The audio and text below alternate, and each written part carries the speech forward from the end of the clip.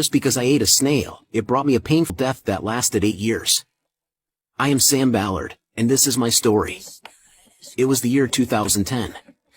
At the age of 19, I felt like I had the world at my feet. I enjoyed going out with friends. I was charismatic and a talented rugby player. I remember that weekend, I was drinking with some friends when a garden snail approached us. A friend dared me to eat it. Without thinking twice, I swallowed the snail without chewing or considering the consequences. We had a good laugh about it. After all, no one gets sick from eating a snail.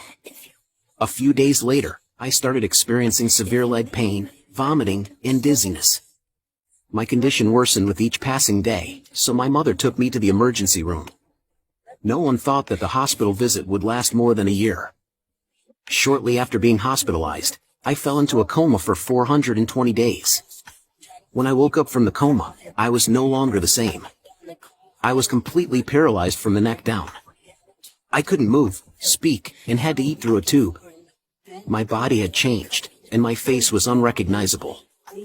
Unfortunately, the snail I ate was infected with the rat lungworm. Essentially, the snail I swallowed had eaten the feces of an infected rat without knowing it. I ingested a worm that would reside in my brain and fill it with larvae. My infection was so severe that I could never speak to my loved ones or do anything I enjoyed after 8 years of suffering. In November 2018, at the age of 27, the complications from the same infection would cause my death. Do you think you know the moral of this story? It's not about not eating snails. You're wrong. You need to know that the rat lungworm can infect snails, slugs, frogs, crabs, shrimp, and lobsters. If I were you, I would think twice before eating any of these. Follow me for more survival tips. I killed many children and terrified the entire Japan at the age of 14. I am Sito Sakakibara. I was an overly intelligent middle school student, pretending to be an angel, but in reality, I was obsessed with violence. I loved horror movies and manga too much. One day, I took action and killed 2 children, an 11-year-old boy and a 10-year-old girl. I enjoyed it too much. I also injured 3 other children, doing crazy things to them, and you know what?